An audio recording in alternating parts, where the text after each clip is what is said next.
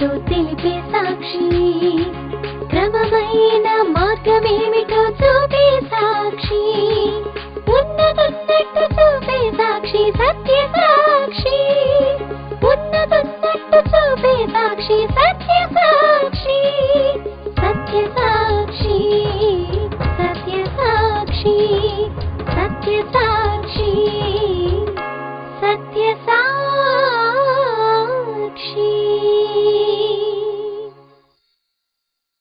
సత్యసాక్షి అను మా టీవీ కార్యక్రమమునకు ప్రేమపూర్వక ఆహ్వానము. ఈ కార్యక్రమంలో క్రైస్తవ సిద్ధాంతాలపై చర్చ మరియు వీక్షకుల ప్రశ్నలకు జవాబులు మీరు చూడగలరు. సత్యసాక్షి.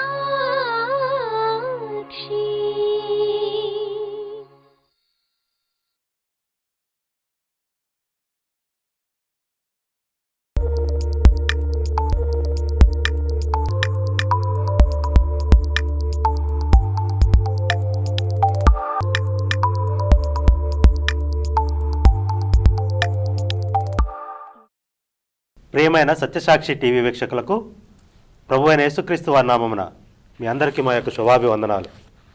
ఈ యొక్క సత్యసాక్షి టీవీ కార్యక్రమాల ద్వారా అనేక సిద్ధాంతాలను గురించి, అదేవిధంగా అనేక విషయాలను గురించి ఈ యొక్క ప్రశ్నోత్తర కార్యక్రమంలో మీరు అనేక విషయాలను తెలుసుకున్నారు.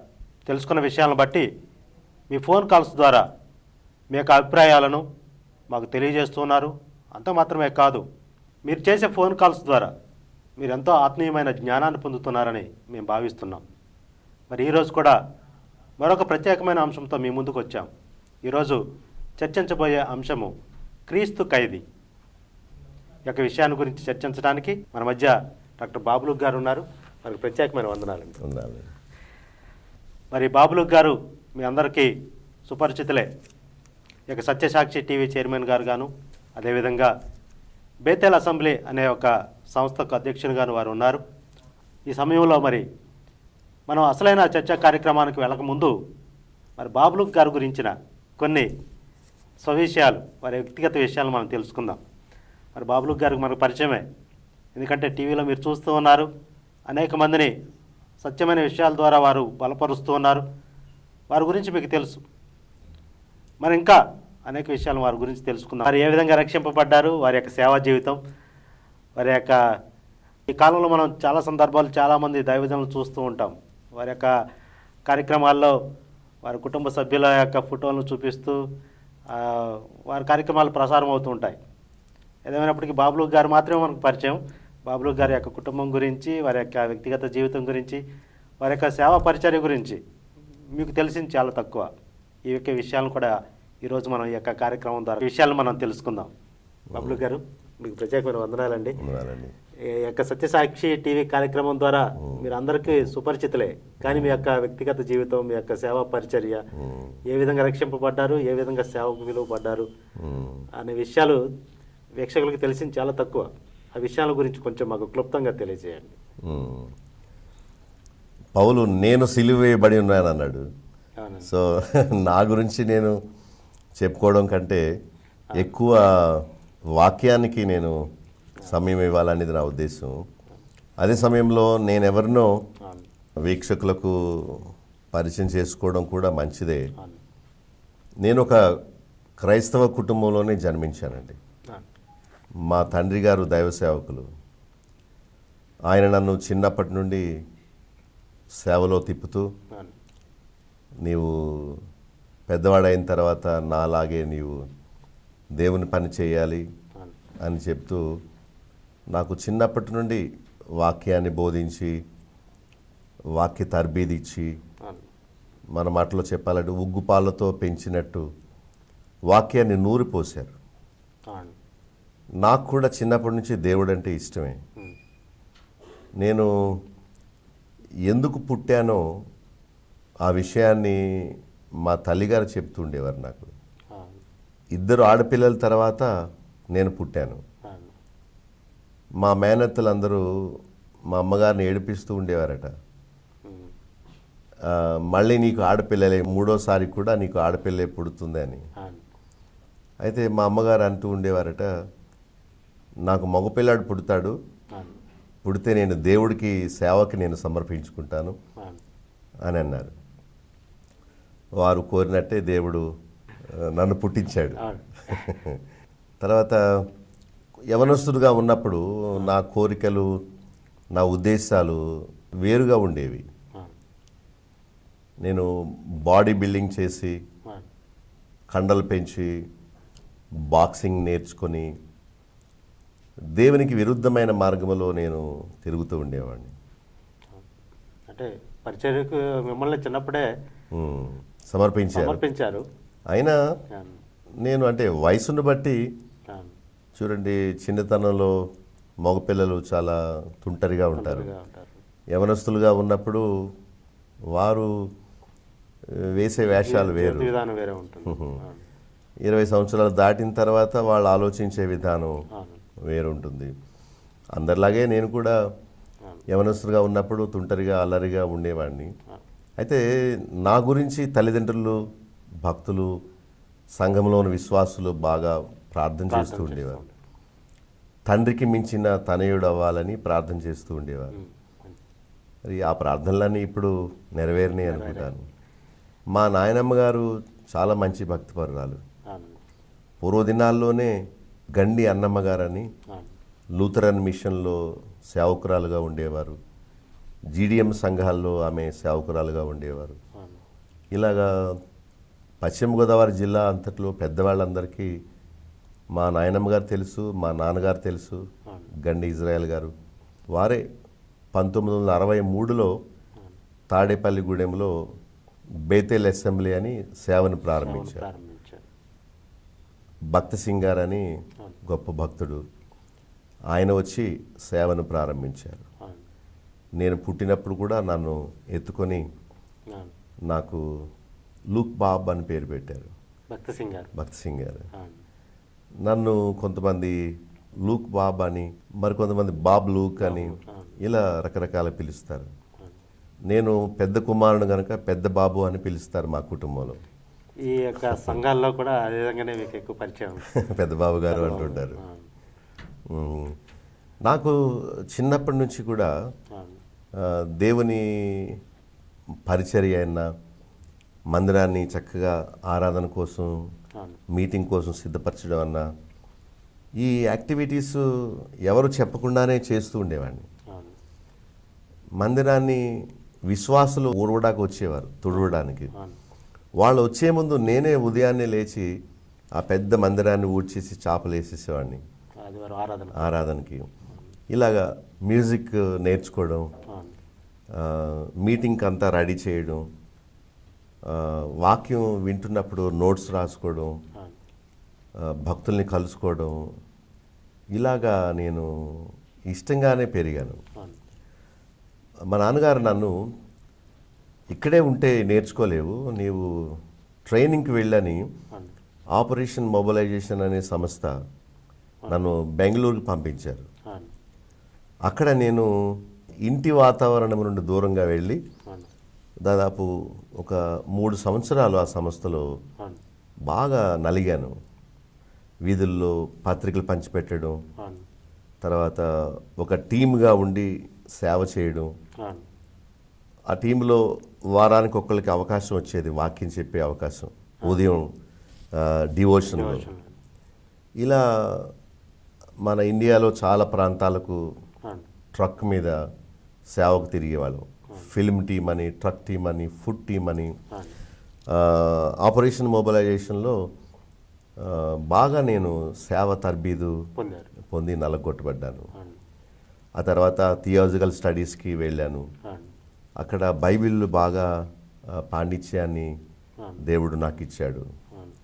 ఆ తర్వాత వివాహం అయిన, అంటే నేను ట్రైనింగ్ పూర్తి చేసుకొని వచ్చేటప్పటికే మా చర్చిలో ఉన్న ఒక అమ్మాయిని మా పేరెంట్సే చూసి పెట్టారు.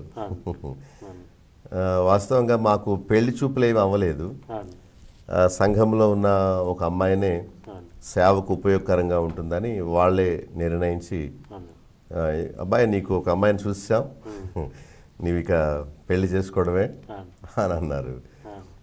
నేను చిన్నప్పటి నుంచి సాఫ్ట్గా ఉండేవాడిని, అంటే ఎదిరించడం, రెబల్ నేచర్ నాకు ఉండేది కాదు. ప్రేమగానే ఆప్యాయంగానే ఉండేవాడిని. సరే తల్లిదండ్రులు చూసింది దేవుని చిత్తం అనుకొని వివాహం చేసుకున్న 3వ రోజు నన్ను తాడేపల్లిగూడెం నుండి 20 కిలోమీటర్లు దూరం నల్లజర్లకు పంపించారు. అవునవును. నేను మొదట్లో బాధపడ్డాను, నన్ను ఈ పల్లి గ్రామానికి పంపుతున్నారు సేవకి పట్టణం నుండి అని. అయినా నా ప్రతి అడుగు దేవుడు నిర్ణయిస్తాడనే విశ్వాసంతో ఉండేవాడిని కనుక మా తండ్రి గారు దైవ సేవకులు, వారు దేవుని ఆత్మతో నింపబడి నన్ను ఎక్కడికి సేవ పంపుతారో అదే దేవుని చిత్తమని అనుకొని అప్పటి నుండి ఇప్పటి వరకు ఈ పల్లి గ్రామంలోనే చుట్టుపక్కల సంఘాలు స్థాపించి అలాగే పనిచేస్తున్నానండి. నాకు దేవుడు 3 బిడ్డల్ని ఇచ్చాడు. మా పెద్ద పాప నిస్సీ గ్రేస్, ఆమె మెడిసిన్ చేస్తుందండి ఇప్పుడు. తర్వాత బాబు, ఆయన పేరు కూడా బాబ్ యారోన్. ఆయన కూడా నాలాగే ఈ బైబిల్ ట్రైనింగ్ చేయడం, సేవ కోసం తర్బీదు చేయడామని ఆయన్ని సేవ కోసం ప్రోత్సహిస్తున్నాను. తర్వాత 3వ బిడ్డ పాప, తను ఇంటర్మీడియట్ సెకండ్ ఇయర్ చదువుతుందండి. వీళ్ళు బాప్తిసాలు తీసుకున్నారు. నా ఫోర్స్ వల్ల కాదు, వాళ్ళు ఇష్టపూర్వకంగానే బాప్తిసం తీసుకున్నారు, భక్తిలో ఉన్నారు. నా భార్య, నేను, బిడ్డలు ఇక్కడే ఉండి నల్లజర్ల ప్రాంతాన్ని కేంద్రంగా చేసుకుని మా నాన్నగారు స్థాపించిన బేతెల్ అసెంబ్లీ అనే పరిచర్యను నేను కొనసాగిస్తున్నాను.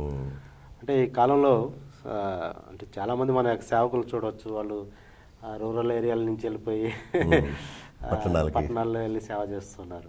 మీరైతే మీ యొక్క తండ్రి గారి చిత్తం ప్రకారం ఇక్కడే పల్లెలో ఉన్నట్టే, పల్లె వాతావరణం నల్లజర్ల అనగానే రూరల్ గా ఉంటుంది, పల్లెటూరు వాతావరణం ఉంటుంది. ఆ పల్లెటూరు వాతావరణంలో వండుకుంటూ సేవ చేస్తున్నారు. అయినా కానీ మీరు అందరికీ తెలుసు ఈ యొక్క కార్యక్రమాల ద్వారా. యేసుప్రభు పుట్టింది బెత్లెహేము గ్రామంలో కదా, పల్లెటూరు. పల్లె అంటే పట్టణాల్లో చాలామంది ఉన్నారు సేవ చేసేవాళ్ళు. పల్లె గ్రామాలలో పేద ప్రజల్ని దర్శించి వారిని ప్రేమించి వారి దగ్గరికి వెళ్ళి సత్యమైన సువార్తను వారికి చెప్పి వారి కష్టాల్లో వారితో పాటు కూర్చొని ఇలా సేవ చేయడం నాకు ఇష్టం. అందుకనే చాలా శోధనలు వచ్చినాయి. ఇది పట్టణం వెళ్ళిపోదామని, ఇటు విశాఖపట్నం వెళ్ళిపోదాం, లేక విజయవాడ వెళ్ళిపోదాం, లేక హైదరాబాద్లో స్థిరపడదామని చాలా అవకాశాలు ఉన్నాయి. కానీ ఇది దేవుని చిత్తమని నేను తలంచాను. ఈ చుట్టుపక్కల గ్రామాలన్నింటిలో సంఘాలు స్థాపించాము. వాటిని చూసుకుంటూ సేవకులకు తర్బీదిస్తూ ఈ బేతెల్ అసెంబ్లీ అనే సంస్థలో చాలా ప్రాజెక్ట్స్ ఉన్నాయండి. ఈ టీవీ ఛానల్ ఒక ప్రాజెక్టు, వెస్ట్ గోదావరి, ఈస్ట్ గోదావరిలో టెలికాస్ట్ అవుతుంది సత్యసాక్షి అనే ప్రత్యేకమైన ఛానల్. తర్వాత కల్వరిలో కూడా ప్రోగ్రామ్స్ రావడం మనం చూస్తున్నాము. ఇలాంటివే ఒక నూతన సంఘాలు నిర్మించడం, ప్రతి నెల సేవకులకు సెమినార్ పెట్టి వారికి ఎలా వాక్యం బోధించాలో అనే తర్బీదు ఇవ్వడం, యవనస్తుల కూటాలు, ట్రైబల్ ఏరియాలో పరిచర్య, పేద పిల్లలకి రెసిడెన్షియల్ స్కూల్స్, మెడికల్ అసిస్టెంట్స్, ఇలాగా నేను చేయగలిగిన సామర్థ్యం కొలది నేను చేస్తూ వస్తున్నాను. దేవుడు సంతోషం ఇచ్చాడు, తృప్తి ఇచ్చాడు. నాకు వాక్యం అంటే చాలా ప్రేమ. దానిలో ఉన్నది ఉన్నట్టు నేను అనుసరించాలని, నేను అనుసరిస్తూ ఇతరులకు బోధించాలనేదే నా మొట్టమొదటి గురి, సెంటిమెంట్ ఏమంటారు. ఓకే, అంటే మీ యొక్క కార్యక్రమాలన్నీ చూస్తున్న వీక్షకులు కూడా చాలా సందర్భాల్లో ఫోన్ చేసి వాక్యం ఉన్నది ఉన్నట్టుగా చెప్తారండి అని చెప్పేసి మాతో కూడా తమ యొక్క అనుభవాలు పంచుకున్నారు విషయాల్ని. సో మీరు వాక్యంలో చాలా ఉన్నది ఉన్నట్టుగా తెలియజేస్తారనే ఒక అభిప్రాయం చాలా మంది వీక్షకులకు ఉంది. చాలా మంది కూడా ఇప్పటివరకు మేము ఇలాంటి వాక్యాలు వినలేదండి, ఇలాంటి విషయాలు వినలేదు, మాకు తెలియజేసిన వాళ్ళు ఎవరు లేరు అని చాలా మంది ఫోన్ కాల్స్ కూడా చేస్తున్నారు.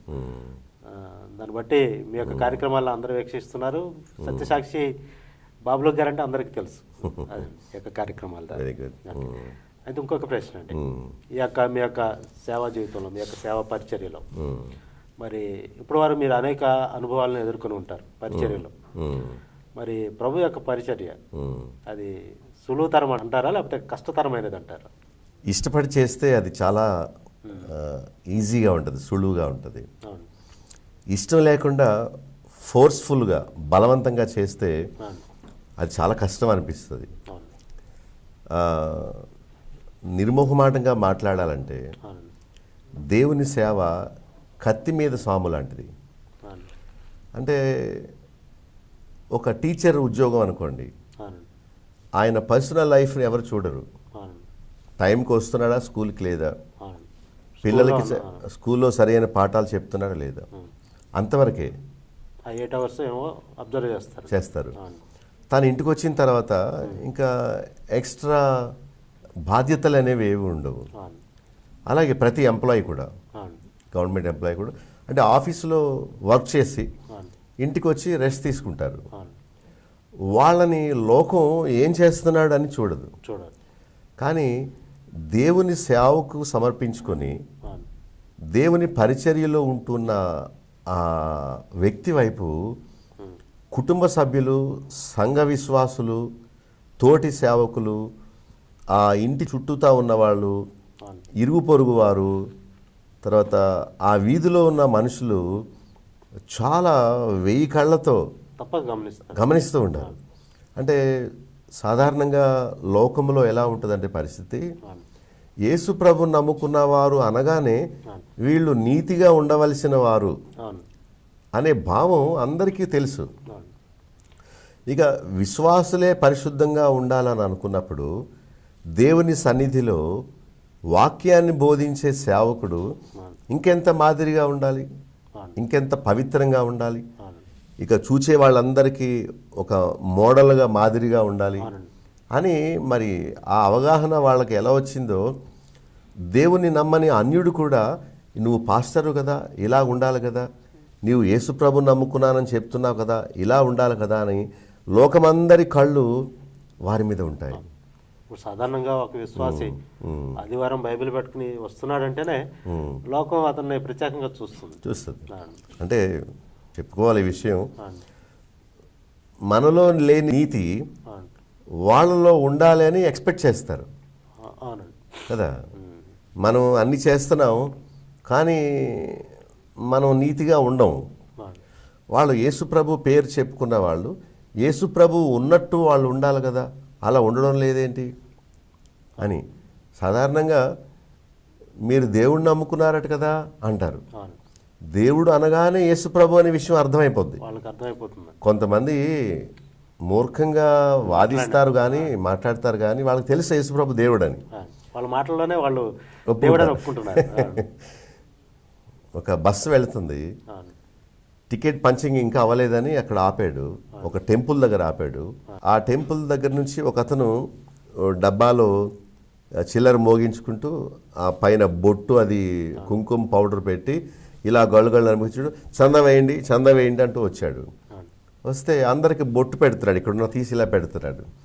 అప్పుడు ఆమె చందా వేయట్లేదు, బొట్టు పెడుతుంటే వద్దయ్యా అన్నాడు. ఆహా మీరు దేవుణ్ణి నమ్ముకున్నారా అని అన్నాడు. అంటే వీళ్ళందరూ ఒకలా ఉన్నారు, ఆమె ఒక్కతే ప్రత్యేకంగా ఉంది.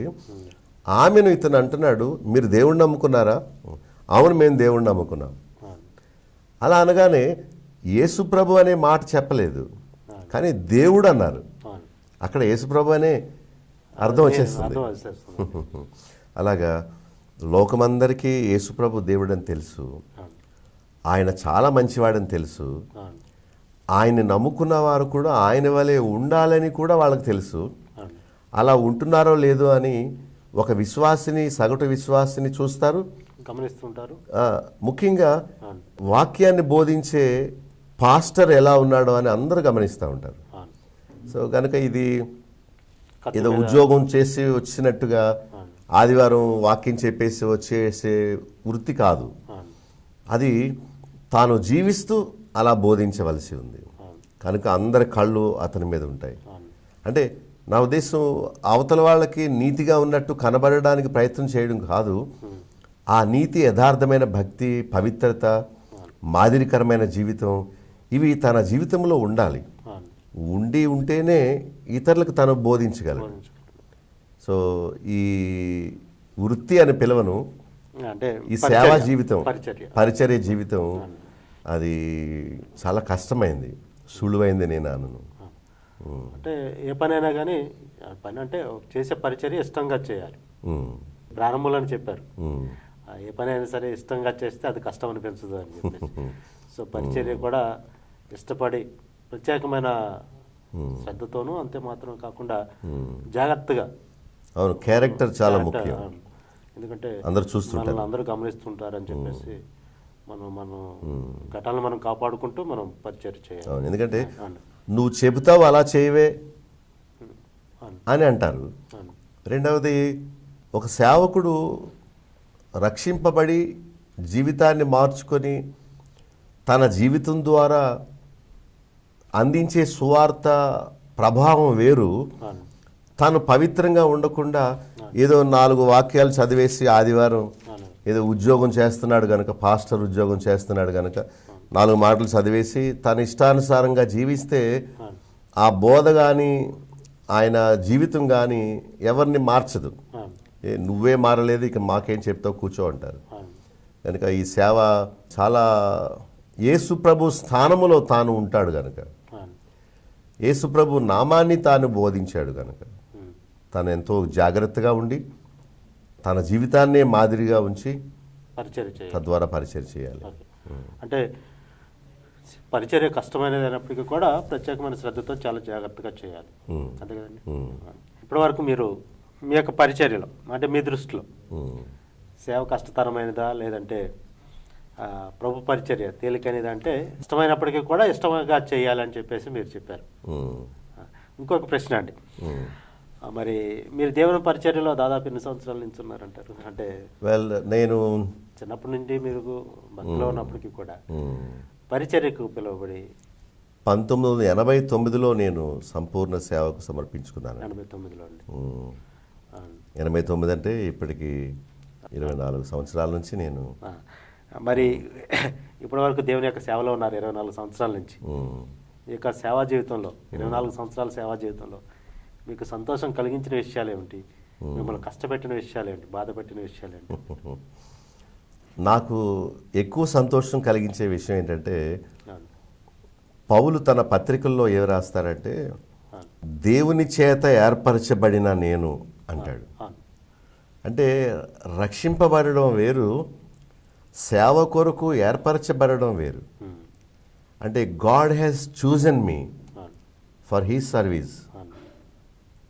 దేవుని సేవకుడుగా ఉండుటకు దేవుడు నన్ను అంగీకరించడం, ఒప్పుకోవడమే నాకు అత్యంత సంతోషం కలిగించే విషయం. అంటే ఇది ఒక భాగ్యం అనుకుంటాను నేను. ఈ లోకంలో చాలా మంది పరిచర్య ఇదంతా చాలా తేలిక దృష్టిగా చూస్తారు. ఒక విధంగా చూసినట్లయితే ప్రభు యొక్క పరిచర్యలో ఉన్న విషయాలు వాళ్ళకి తెలియక చాలా చులకనగా కూడా మాట్లాడుతూ ఉంటారు. అదే పాస్టర్ గారు వాళ్ళ అబ్బాయి కూడా సేవ చేయాలని కోరుకుంటారు, కానీ వాళ్ళ అబ్బాయి మీలా నేను కష్టాలు ఎందుకు పడతాను అని ఆ సమర్పణ అతనికి ఉండదు. చాలా చోట్ల మనం చూస్తుంటాం. మనం ఇంతకుముందు మాట్లాడుకున్నట్టు ఇష్టపడి చేస్తే అది సంతోషం కలిగిస్తుంది. ఇష్టం లేకుండా బలవంతంగా ఒక వ్యక్తిని దేవుని సేవ చేయమని తల్లిదండ్రులు కానీ సమాజం కానీ అతన్ని బలవంత పెట్టినప్పుడు అతను సంతోషంగా ఆ పని చేయలేడు.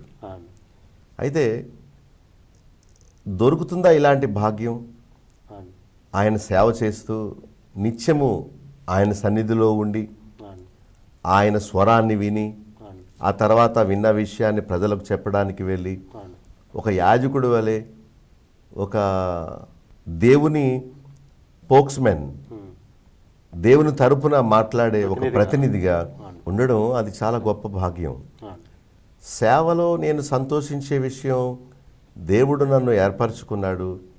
ఎందుకంటే నా ప్రార్థనకు జవాబు ఇవ్వడం, తర్వాత నేను చేసే పనిని ఆయన ఆమోదించడం, నా పరిచర్యను ఘనపరచడం, ఇదంతా నేను చూసినప్పుడు దేవుడు నన్ను ఏర్పరచుకున్నాడు గనుకనే దేవుడు నన్ను వాడుకుంటున్నాడు అని నేను సంతోషిస్తుంటాను. ఓకే అండి.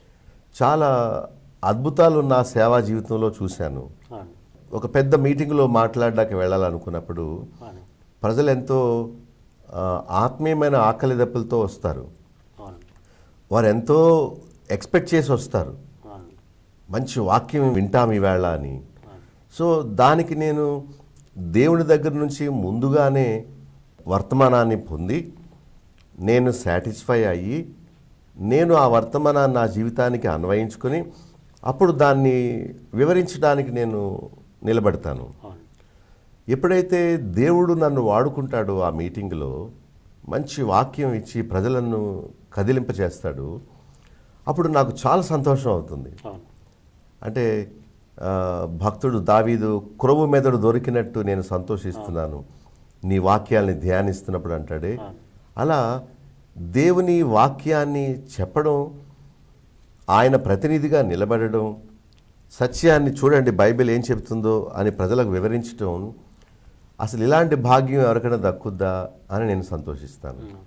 అది నేను మీరు అడిగినట్టు ఎక్కువ సంతోషించే విషయం, దేవుడి చేత ఎన్నుకొనబడి దేవుని చేత వాడబడి దేవుని చేత ఈ వర్తమానాన్ని పొంది దానిని ఇతరులకు అందించేయడం, అది భాగ్యమని సంతోషిస్తాను. ఓకే.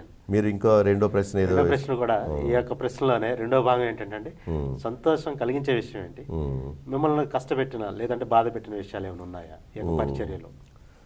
ఒకరోజు నేను ఒక ఆమె చనిపోతే అవును. డెడ్ బాడీని తీసుకెళ్తున్నారు, మోసుకుని వెళ్తున్నారు. అవును. నేను ఒక్కడనే పాట పాడుకుంటూ అవును.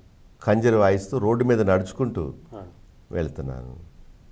చాలామంది నాతో చదువుకున్న స్నేహితులు వాళ్ళు లేకపోతే వాళ్ళందరూ రోడ్డు మీద ఉన్న వాళ్ళు చూసి ఎగతాళి చేశారు. అవును. వీడు భలే వృత్తిని ఎంచుకున్నాడు రా అవును. అని అంటూ, అంటే నేను పెరిగిన ఆ ప్రాంతంలో. అవును. అప్పుడు నాకు ఏంటిది, నాకున్న ఎబిలిటీస్ నాకు తెలుసు. అవును. నేను దేవుని సేవకు వచ్చిన తర్వాత ఇలా ఒక డెడ్ బాడీ వెనకాల వెళుతూ రోడ్డు మీద నడుచుకుంటూ పాటలు పాడుతూ ఇలా వెళుతున్నాను అవును. అని వాళ్ళు అన్న మాటలను బట్టి నాకు కొంచెం సిగ్గు అనిపించింది ప్రారంభ దినాల్లో. అవును. మరి అయినా దేవుని పక్షంగా ఆయన గ్రంథాన్ని పట్టుకొని ఒక సాక్షిగా నేను వెళ్ళడం, అది నేను అతిశయించాను, అవును. దేవుడిచ్చిన అవకాశం అని. అవును. ఇక నన్ను బాధపరిచే విషయాలు ఏంటంటే, నేను ఏదైతే ఊహిస్తానో, అవును. ఏదైతే యాంటిసిపేట్ చేస్తానో, ఎక్స్పెక్ట్ చేస్తానో, అవును. అది జరగకపోయేటప్పటికి నాకు బాధ కలుగుతుంది. అవును. ఉదాహరణకి ప్రజలు సత్యమైన వాక్యాన్ని విని అవును. బైబిల్లో ఉన్నదాన్ని వారికి ఉన్నది ఉన్నట్టు చూపించి దేవుని మార్గాలు ఇలా ఉంటాయి, ఇవిగో ఇలా చెప్తున్నాడు దేవుడు అని అన్నప్పుడు వాళ్ళు వ్యతిరేకించారు అనుకోండి, ఉమ్. అప్పుడు నేను చేసే పనికి ప్రతిఫలం దొరకలేదే అని బాధ నాకు కలుగుద్ది. అవును. ఇంకా సేవలో బాధ కలిగించడం అంటే, ఒక వ్యవసాయదారుడు ఉన్నప్పుడు అవును. అతడు ఫలాన్ని ఆశించి విత్తనాన్ని నాటుతాడు. అవును. ఎంతో కష్టపడి దున్ని ఆ రాళ్ళు రప్పలన్నీ తీసేసి అవును. నాట్లు నాటి లేక విత్తనాన్ని నాటి అది కొన్ని రోజులకైనా ఫలం రావాలని కోరుతాడు. అవును. అయితే నా సేవా జీవితంలో నాకు బాధ కలిగించిన విషయం ఏంటంటే, నేను కోరినంత ఫలం అవును. సంఘంలో రాకపోవడం. అవును. అంటే ప్రతిఫలం ఆశించే అవును. ఒక వ్యవసాయదారుడు కష్టపడతాడు. వ్యవసాయం చేస్తాడు. అందుకనే కన్నీళ్లు విడిచిచు విత్తువాడు అవును. సంతోష గానములతో పంట కోస్తాడు. అవును. కనుక సంతోషం ఎప్పుడు వస్తుందంటే చేతికి వచ్చినప్పుడు వచ్చినప్పుడు అవును. ఫలం ఆ పడిన కష్టం అంతా మర్చిపోతాడు. అవును. అలాగా దేవుని సేవకునిగా నేను కూడా ప్రతిఫలం అనే పంట, ప్రజలు మారుతారు, అవును. ప్రజలు రక్షణలోకి వస్తారు, మంచి వాక్యం విన్నారు, వారు పశ్చాత్తాపడి ఇక నుండైనా నూతన జీవితాన్ని జీవిస్తారు అవును. అని ఆశపడి ఎంతో భారంతో గట్టిగా అరిచి వాక్యం చెప్తాం. అయితే ప్రజలు తప్పిపోయారు, తొలగిపోయారు, లేక అవిధేయులయ్యారు, అవును. వాళ్ళు వస్తున్నారు వింటున్నారు కానీ ఆ ప్రకారం చేయట్లేదు అని అనుకున్నప్పుడు మాత్రం అది నిజంగా బాధ కలిగించే విషయం. అవును. ఒక యవనస్తునికి నేను బాప్తీసం ఇచ్చానండి. బాప్తిసం ఇచ్చిన 3 నెలల వరకు చాలా భక్తిగా ఉన్నాడు. అవును. కొంతకాలం తర్వాత నేను రోడ్డు మీద వెళ్తుంటే అతను బ్యాగ్ పట్టుకొని నేను మీటింగ్కి వెళ్తున్నాను. 8 గంటలకు అతను ఉద్యోగం చేసుకుని రోడ్డు మీద ఇలా తాగిన అతను ఎలా నడుస్తాడు, అవును. అతను రోడ్డుకి అడ్డంగా ఇలా వచ్చేస్తూ ఇలా పడుతూ బాగా తాగేసి నడుస్తున్నాడు. అవును. అప్పుడు నేను అరే ఈ వ్యక్తికి నేను ఈ మధ్య కదా బాప్తిసం ఇచ్చాను, ఏంటి కొంతకాలం బాగానే ఉన్నాడు ఇలా తప్పిపోయాడు ఏంటని మనసులో చాలా బాధ అయింది. అవును. సో సంతోషం కలిగించే విషయమేమో దేవుడు నన్ను ఆయన సేవలో వాడుకునే అవకాశం భాగ్యం ఇచ్చినందుకు సంతోషం. అవును.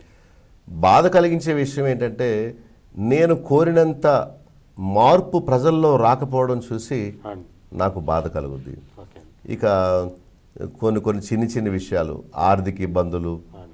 కొన్ని బిల్స్ పే చేయడానికి ఇబ్బంది పడడం, అవును. కొన్ని అనారోగ్యాలు, అవును. ఇవన్నీ సహజమే అనుకోండి. అవును. వాటి వల్ల నేను ఎక్కువ కురింగిపోను. అవును.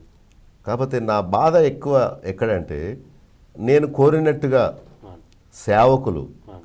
అంటే మా బేతెల్ అసెంబ్లీలో పనిచేసే సేవకులు నమ్మకంగా ఉండకపోవడం, అవును. నేను ఏమని భారం వాళ్ళ మీద పెడతానో ఆ పని వారు చేయకపోవడం, అవును. విశ్వాసుల విషయంలో కూడా నామకార్థులుగా వచ్చి కానుకలు ఇచ్చి వాక్యం విని వెళ్ళిపోయి ఆ ప్రకారంగా చేయకపోవడం, అవును. నిలబడవలసిన సమయం వచ్చినప్పుడు అవును. అన్య ఆచారాల ప్రకారం చేయడం, ఇలాంటివి నేను విన్నప్పుడు అవును. బాధ కలుగుద్ది. ఇంకా అంతే, అంతకంటే సేవలో బాధ కలిగించే విషయాలు ఏమోయి నేను చెప్పలేను. ఓకే అండి. సరే అండి. ఇప్పటి వరకు మీకు ప్రభు మిమ్మల్ని పరిచర్య ఏర్పరచుకోవటం, ప్రభు తన యొక్క పరిచర్యకు మిమ్మల్ని ఏర్పరచుకోవటం మీకు సంతోషం కలిగించే విషయం. దొరకున్న ఇటువంటి సేవ అన్నట్టు. అప్పుడప్పుడు చిన్న ఇబ్బందులు, కొంచెం మనసును బాధ పెట్టే విషయాలు, అవి వాటి గురించి కూడా మాకు తెలియజేశారు. సరే, ఏ విషయాలు మీరు బాధపడ్డారు అనే విషయాల గురించి కూడా. సరే, అన్నిటికన్నా ముఖ్యంగా ఆనాడు అపోస్తలులు చేసిన పరిచర్య, మొదటి శతాబ్ద కాలంలో ప్రభు తన యొక్క పరిచర్య నిమిత్తం వారిని ఏర్పరచుకున్నాడు. ఆ కాలంలో వారు చేసిన పరిచర్యకు ఈనాటి కాలంలో సేవకులు చేస్తున్న పరిచర్యకు గల వ్యత్యాసం. అసలు అపోస్తలులు వేసిన పునాది మీద మీరు కడుతున్నారు అన్నాడు. అంటే వాళ్ళు చేసినట్టే మనం కూడా ఈ దినాల్లో కూడా సువార్త సేవ చేయవలసి ఉంది.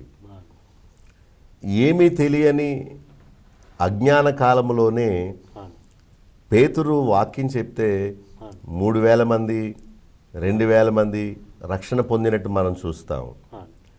ఈ దినాల్లో ఎందుకు అలా జరగడం లేదు అంటే పెద్ద పెద్ద బహిరంగ సభలు జరుగుతున్నాయి. 3,000 మంది కాదు, 30,000 మంది 50,000 మంది, కొన్ని మీటింగ్స్లో లక్షలాది మంది వస్తున్నారు. అయితే వీళ్ళందరూ రక్షణ పొంది వెళుతున్నారా అనేది ప్రశ్న. ఎక్కువ శాతం బహిరంగ సభలు జరిపే సేవకులు రక్షణ సువార్తను బోధించకుండా ఏదో తాత్కాలికమైన మేళ్ల గురించి, శరీర రోగాలు పోతాయని దాని గురించి, ఇలాంటి అంటే శిలువ సువార్త లేక రక్షణ సువార్తను బోధించకుండా ఏవో దేవుడు గొప్పవాడు, నిన్ను స్వస్థపరుస్తాడు, నీకు మేలు చేస్తాడు, నీకు కావలసినవన్నీ ఇస్తాడు అని కేవలం దేవుని ప్రేమ, లోక సంబంధమైన మేళ్ల గురించే చెప్పడం వల్ల ఆ దినాల్లో ప్రజలు వేలాది మంది మార్పు చెంది బాప్తీసం తీసుకొని రోజు రోజుకి సంఘములో జతపరచబడినట్టు ఈ రోజుల్లో జరగకపోవడానికి కారణం ఏంటంటే వారు చేసిన విధానంలో ఈ దినాల్లో పాస్టర్స్, సేవకులు సేవ చేయకపోవడం. మనం చూస్తుంటే స్వస్థత సభలు, అభిషేక కూడికలు ఆ దినాల్లో లేవే. రక్షణ సువార్తనే బోధించారు. ఉదాహరణకి పేతురు అపోస్తల కార్యం 10వ అధ్యాయంలో ఆయన ఇంటికి వచ్చాడు, కొర్నేలి. అపోస్తల కార్యం 10 అనగానే కొర్నేలి. చూడండి అక్కడ 34వ వచనంలో, అందుకు పేతురు నోరు తెరిచి ఇట్లా నేను, చూడండి ఆయన వాక్య విధానం ఎలా ఉందో చూడండి. దేవుడు పక్షపాతి కాడు అంటే ఆయన ముందు స్టార్ట్ చేయడం దేవుడు ఎలాంటి వాడు అని మొదలుపెట్టాడు. మొదలుపెట్టి 35లో ప్రతి జనములోను అవును. ఆయనకు భయపడి నీతిగా నడుచుకొని వానిని ఆయన అంగీకరించును. అవును. దేవుడు మంచివాడే, ఆయనకి పక్షపాతం లేదు. అవును. ఈ లోకములో ఉన్న మనుషులకి పక్షపాతం ఉంది, కానీ దేవుడికి ఆ కులస్తుడు ఈ కులస్తుడు, అవును. సాంఘిక హెచ్చుతగ్గులు, స్త్రీ పురుషుడు ఇలాంటి భేదం ఆయనకి లేదు. లేదు. అది ముందు మాట చెప్పి, మనిషి ప్రతి జనములోను, అవును. అంటే రకరకాల జనాంగాలు ఉన్నాయి కదా, అవును. ఈ ప్రతి జనములోను ఎవరైతే ఆయనకు భయపడతారో, అవును. ఏమండి, ఎవరైతే ఆయనకు భయపడి నీతిగా నడుచుకుంటారో అవును. అలాంటి వారిని ఆయన అంగీకరిస్తాడు. అవును. చూసారా, సువార్త చెప్పే విధానం పౌలు ఎంత చక్కగా చెబుతున్నాడు. అవును. 36లో యేసుక్రీస్తు అందరికీ ప్రభు. ప్రభువు. ఆయన యేసుక్రీస్తు ద్వారా సమాధానకరమైన సువార్తను అవును. ప్రకటించి ఇశ్రాయేలుకు పంపిన వర్తమానం మీరెరుగుదురు అని చెబుతూ 38లో దేవుడు నజరేయుడైన యేసును పరిశుద్ధాత్మతోనూ శక్తితోనూ అభిషేకించినన్నదియే. దేవుడు ఆయనకు తోడై ఉండను గనుక ఆయన మేలు చేయుచు అపవాది చేత పీడింపబడిన వారిని అందరినీ స్వస్థపరచుచు సంచరించుచుండెను. ఇది ఎక్కడి నుండి స్వస్థత? అపవాది చేత పీడింపబడే వారందరినీ స్వస్థపరచుచు. అంటే అపవాది అనేక రకాల రోగాలు కలిగించడం మాత్రమే కాదు, అపవాది ఆత్మీయ గ్రుడ్డితనాన్ని కూడా కలిగిస్తాడు. వారందరినీ స్వస్థపరచు ఉండాడు. యేసుప్రభు ఇలా చేశాడు, సంచరించుచుండెను, మేము దానికి సాక్షులు అని చెప్తూ 42కి వచ్చేటప్పటికి దేవుడు సజీవులకును మృతులకును న్యాయాధిపతిగా ఆయన నియమించాడు. అంటే దేవుడు న్యాయం తీర్చేవాడు. చనిపోయిన వారిని, సజీవంగా ఉండేవారిని కూడా ఆయన ఒకరోజు లేపి వారిని లెక్క అడుగుతాడు అనే విషయాన్ని చెప్తున్నాడు. తర్వాత 43లో చూడండి, చదువుతారా? ఆయన యందు విశ్వాసముంచు వాడెవడో వాడు ఆయన నామము మూలముగా పాప క్షమాపణ పొందునని ప్రవక్తలందరూ ఆయనను గూర్చి సాక్ష్యం ఇచ్చుచున్నారని. అంటే యేసుక్రీస్తునందు విశ్వాసం ఉంచడం వలన శరీర స్వస్థత కాదు, శరీర మేళ్ళు కాదు, విశ్వాసం ఉంచువాడెవడో వాడు పాప క్షమాపణ పొందును. ప్రవక్తలు ఏమని సాక్ష్యం ఇచ్చారు? యేసు ప్రభు పాపాలు క్షమించేవాడు, మీరు విశ్వసించండి మీ పాపాలు క్షమించబడతాయి. ఇది చూసారా వాక్య విధానం ఎలా ఉందో. మనిషి పాపి అని, వానికి పాపక్షమాపణ అవసరమని, ఆ క్షమాపణ విశ్వాసం ద్వారానే ప్రభు ఒక్కడే ఇస్తాడని, ఆ పాప క్షమాపణ అవసరత గురించి పేతురు చెప్తున్నాడు వాక్యం. అలా మనం చదువుకుంటూ వెళితే ఈ మాటలన్నీ విన్న తర్వాత కొర్నేలి అతని ఇంటి వారు వాళ్ళందరూ మరి బాప్తిసం తీసుకున్నట్టు సంఘంలో చేర్చబడినట్టు మనం చూస్తాం. ఇప్పుడు ఈ విధానంలో పౌలు బోధించినట్టు, పేతురు బోధించినట్టు, మరి ప్రారంభ అపోస్తలులు బోధించినట్టు, ఇంకా మనం అపోస్తల కార్యముల గ్రంథం 2వ అధ్యాయం నుండి మనం చూస్తే పేతురు చక్కగా సిలువ వేయబడిన యేసుక్రీస్తును గూర్చి ఆయన బోధించాడు. ఈ ప్రారంభ అధ్యాయాలు మనం చదివితే పేతురు ఎలా సిలువ సువార్తను బోధించాడో మనకు అర్థమవుతుంది. ఈ రోజుల్లో ఇలాంటి బోధలు లేవు. పేతురు బోధించిన బోధలు మనకు కనిపించవు. అపోస్తలుడైన పౌలు చెప్పిన బోధా విధానం మనకు కనిపించదు. ఏవేవో తాత్కాలికమైన మేళ్ల గురించి ప్రజల్ని భ్రమపరుస్తారు. చాలా టీవీ ప్రోగ్రామ్స్లో, బహిరంగ సభల్లో మైక్ ఇచ్చి సాక్ష్యం చెప్పు అంటారు. అంటే రోగం పోయిందని చెబుతున్నారు, కానీ నేను వాక్యం విని నా బ్రతుకును మార్చుకున్నాను, యేసుక్రీస్తుని స్వంత రక్షకునిగా నేను అంగీకరించాను, నా జీవితం మారింది, పాపం మీద అసహ్యం దేవుడు పుట్టించాడు, నన్ను క్రొత్త సృష్టిగా మార్చాడు, నేను ఆయన బిడ్డనయ్యాను, నా హృదయంలో చాలా ఆనందం ఉంది ఇప్పుడు, ఇలాంటి మాట ఎవరన్నా చెప్తారేమో అని వింటుంటే ఒక్కళ్ళు చెప్పరే. వీళ్ళు తీసుకునే క్లిప్పింగ్స్ అన్నీ కూడా ఎక్కడెక్కడికో వెళ్ళాను, వాళ్ళెవరు నన్ను బాగు చేయలేకపోయారు, ఇక్కడికి వచ్చిన తర్వాతే ఈ అయ్యగారు ఇచ్చిన కొబ్బరి నూనె, ఈ అయ్యగారు ప్రార్థన చేసిన తర్వాతనే నేను మేలు పొందానని చెప్పించుకుంటున్నారు. అంటే ప్రజల్ని వాళ్ళ వైపు ఆకర్షించుకుంటున్నారు. ఇప్పుడు వ్యాపారంలో పోటీలు ఉంటాయి కదండి. అవునండి. అబ్బాయి అతను అమ్మేది చెడ్డది, నేను అమ్మే సరుకే మంచిది, నా దగ్గర ఒరిజినల్ ఉంది రండి, తక్కువ రేటు రండి రండి అని ప్రజలను ఆకర్షిస్తారు. ఇక కొన్ని షాప్స్ ముందైతే కొంతమందిని నిలబెట్టి అయ్యా రండి మా షాపులో మంచి సరుకు ఉంది రండి అని పిలిపిస్తారు. ఈనాటి బోధకుల వ్యవహారం కూడా అలాగైపోయింది. సాక్ష్యం చెప్పించటం అంటే నా జీవితం మారింది, మిమ్మల్ని కూడా దేవుడు మారుస్తాడు, ఆయన నమ్ముకోండి, అది సాక్ష్యం అంటే. కానీ వీళ్ళు చెప్పించే సాక్ష్యాలు ఎలాంటివంటే నా రోగం పోయింది, నా నడుము నొప్పి పోయింది, లేకపోతే నాకు అన్నీ కలిసి వచ్చినాయి, ఇప్పుడు చాలా బాగుంది అని అనుకున్నారు. కానీ యేసుప్రభు వచ్చింది ఆ మేళ్ళు చేయడానికి కాదు. పైగా ఇక్కడ జరిగే మోసము పొరపాటు ఎక్కడ ఏంటంటే ఏదో లోపల ఉన్న గడ్డలు కరిగిపోయినాయి అని చెప్తున్నారే కానీ ఇలాగా నా బాహ్యంగా నేను గుడ్డివాడిని ఇప్పుడు చూడగలుగుతున్నాను అని చెప్పట్లేదు. ఒక లైవ్ ప్రోగ్రాం చూశాను ఈ వారంలో. నేను ఒక ఆమె ఫోన్ చేసి ఒక అతన్ని అడిగింది, అయ్యా మా కుమారుడు చిన్నప్పటి నుంచి పోలియోతో బాధపడి అలాగే ఉన్నాడు, వాడిని నేను సేవకు సమర్పించాను, మీరు ప్రార్థన చేయండి, వాడికి పోలియో పోయి ఈ సన్నగా ఉన్న కాళ్ళని బలం పొంది దేవుడు అతన్ని స్వస్థపరిస్తే నేను ఆ బిడ్డను దేవుడు సేవకు ఇచ్చేస్తానని మొక్కుకున్నాను, అతని కోసం ప్రార్థన చేయండి అని అడిగింది. అప్పుడు నేను అతను ఏం చేస్తాడా ఏం చెప్తాడా అని చూశాను. అసలు ఆ విషయం ఎత్తుకోకుండా దేవుడు నీకు ఇక క్రొత్త అనుభవం ఇస్తాడు, కొత్తగా దీవిస్తాడు, నీ సేవను బలపరుస్తాడని చెప్తున్నాడు. అరే మరి ఆ బిడ్డ విషయమే ప్రార్థన చేయలేదేంటి అంటే ఈ మాయా వేషగాళ్ళు అందరూ ఏం చేస్తున్నారంటే పైకి కనిపించేది ఒక్కటి చేయరు. యేసుప్రభు కుష్ఠరోగిని బాగు చేశాడు, నాకు ఇష్టమే నువ్వు శుద్ధుడు కొమ్మని చేయి చాపి ఇలా ముట్టగానే ఇలాగా తినేసిన వ్రేళ్ళు అలా పుట్టుకొచ్చినాయి. ఇది స్వస్థత, బాహ్యంగా బయటకు కనిపించే స్వస్థత. లేక పుట్టుగురుడ్డి వాడిని ఇలా ముట్టుకోగానే అలా చూడగలిగాడు చక్కగా. ఊచకాలు చేతులు గలవాడిని ముట్టుకోగానే చీలమండలు బలపడ్డాయి, లేదా బలం తింది గంతులు వేశాడు. అలా బయటకు కనబడేదాన్ని ఎందుకు చేయు?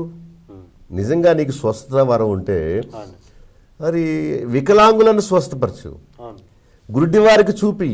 అదే అపోస్తలులను ప్రభు చేసిన పనులు.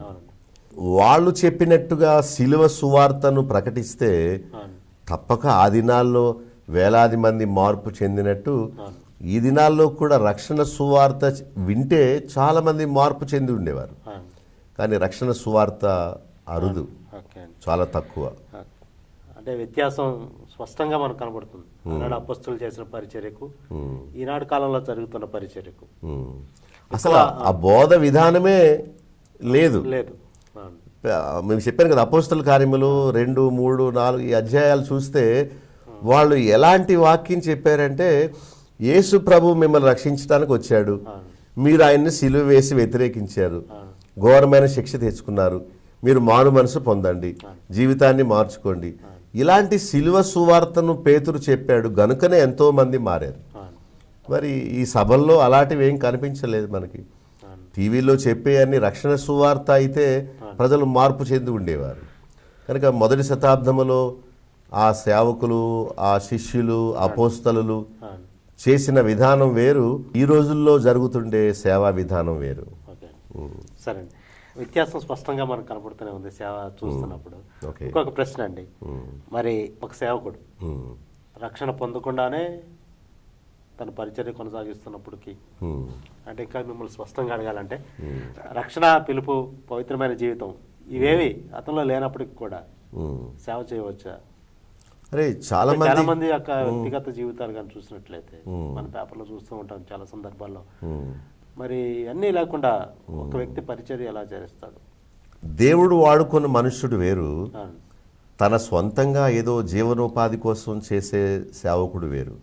ఒక ఆయన కువైట్ నుండి వచ్చేసాడు, అతని ప్రవర్తన బాగోకో లేకపోతే ఆ కంపెనీ తీసేసో నువ్వు గో బ్యాక్ టు ఇండియా, నువ్వు భారతదేశానికి తిరిగి వెళ్ళిపో అని వెనక్కి పంపేశారు.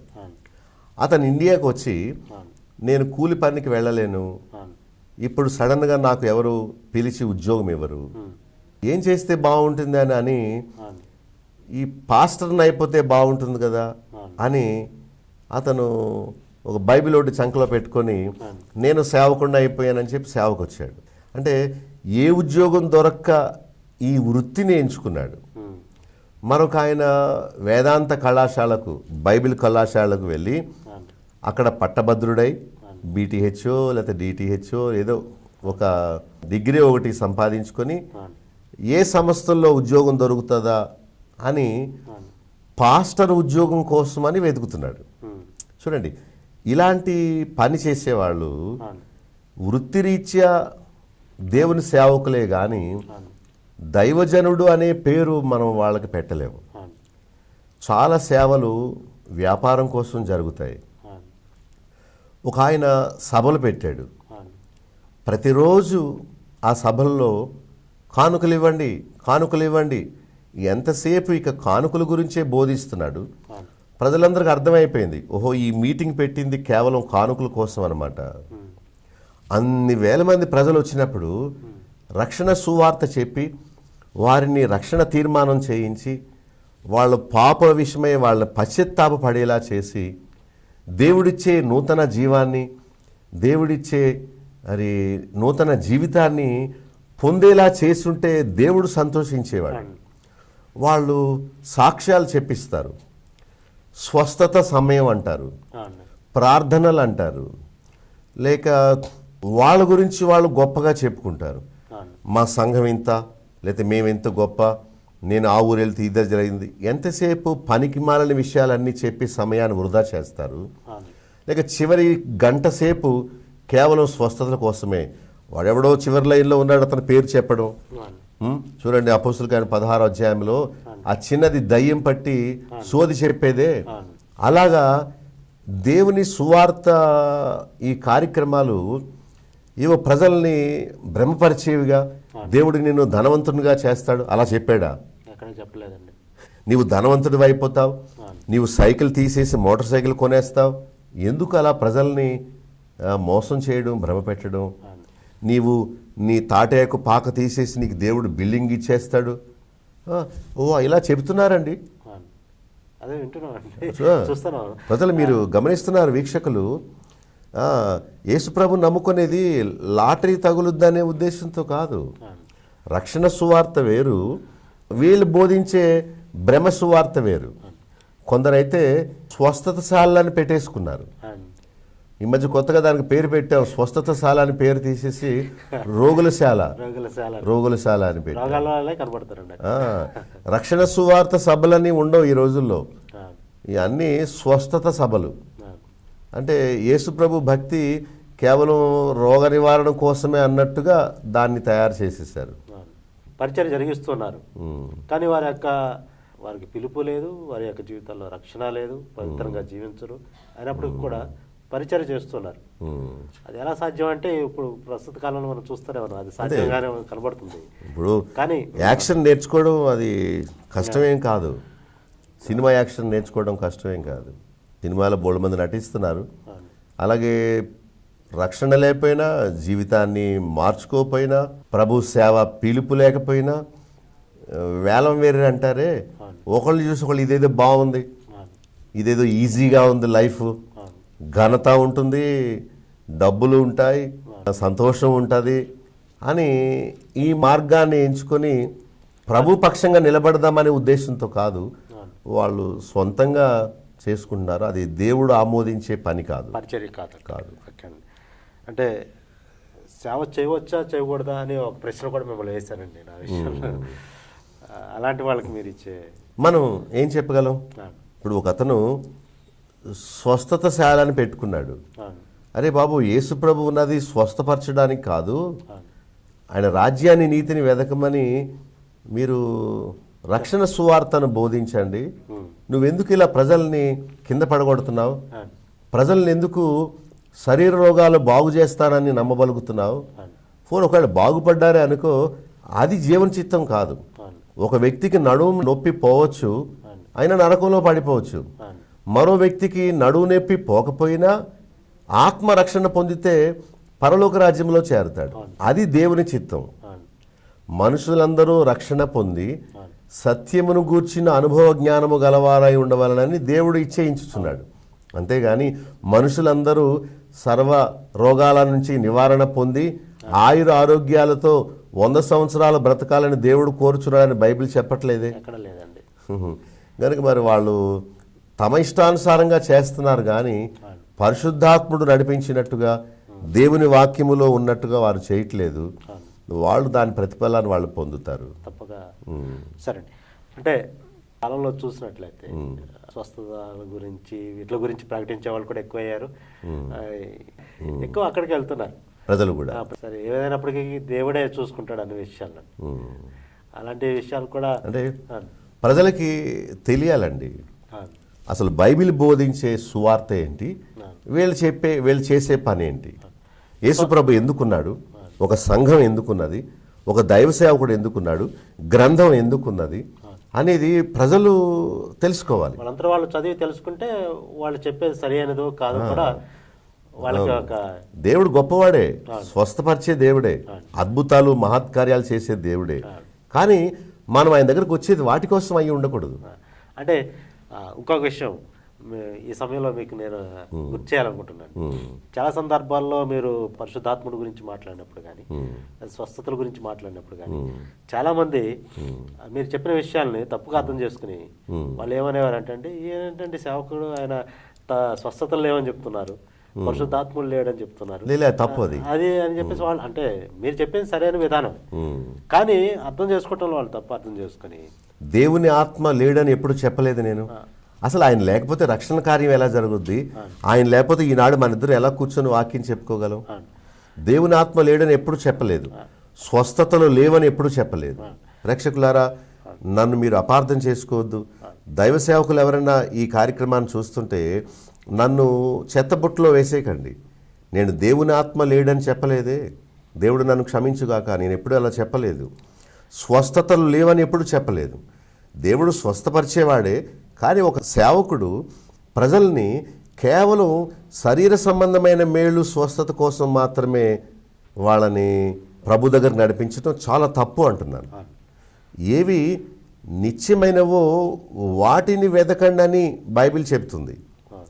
ఏవి శాశ్వతమైనవో ప్రభు చెప్పాడు, అక్షయమను వాటి కొరకే కష్టపడండి. సో అది ముఖ్యం. మనం రక్షణ పొందిన తర్వాత ఆయన ఇష్టం, బాగు చేసినా బాగు చేయకపోయినా.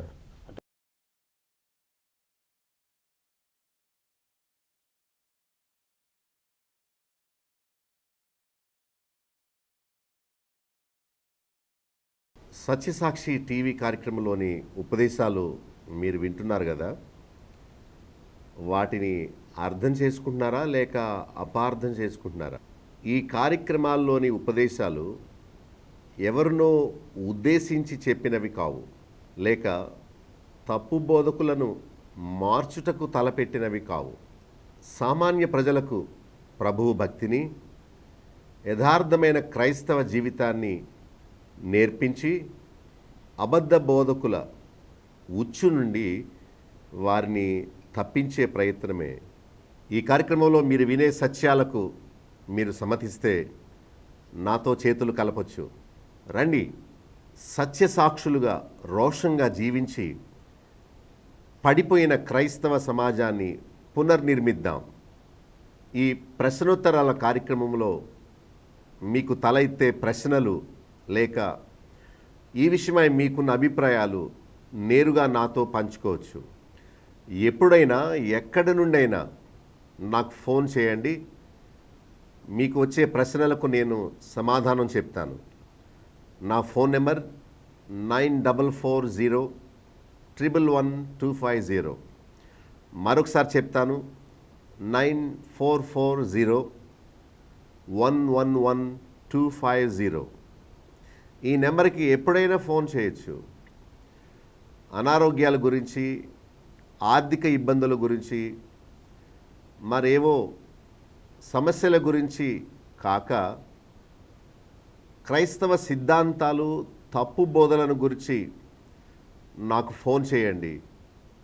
మీతో తప్పక నేను సమయం తీసుకొని ఆ విషయమై చర్చించి సత్యమును గురించి మంచి అవగాహన నేను మీకు ఇవ్వడానికి ప్రయత్నం చేస్తాను. సత్యసాక్షి టీవీ కార్యక్రమాల్లో మేము బోధించే సిద్ధాంతపరమైన అంశాలన్నీ మీకు పుస్తక రూపంగా ఇవ్వబడతాయి. కావలసిన వారు ఉచితంగా వాటిని పొందవచ్చు. ఏమి లేదు, నా ఫోన్ నెంబర్కి మీరు మీ అడ్రస్ SMS చేయండి చాలు, మా బుక్స్ మీ డోర్ స్టెప్కి వస్తాయి.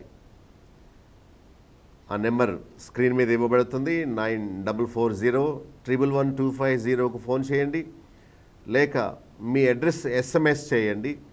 మీకు కావలసిన పుస్తకాలు మేము ఉచితంగా మీ ఇంటికి పంపిస్తాం.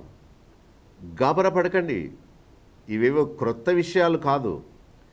బైబిల్ తెరిచి చూడండి, పలానా అధ్యాయములో పలానా వచనములో దేవుడు ఏం చెప్తున్నాడో చూడండి అని మీకు చూపించే ప్రయత్నమే కానీ క్రొత్త బోధ లేక ఎవరినో విమర్శించే పని కాదు సుమా. సత్యాన్ని మీకు తేటపరిచే పనే సత్యసాక్షిగా నేను మీకు అందిస్తున్నాను. మీరు కూడా నా వలె సత్యము గూర్చిన రోషము కలిగిన వారా అయితే నాతో చేతులు కలపొచ్చు.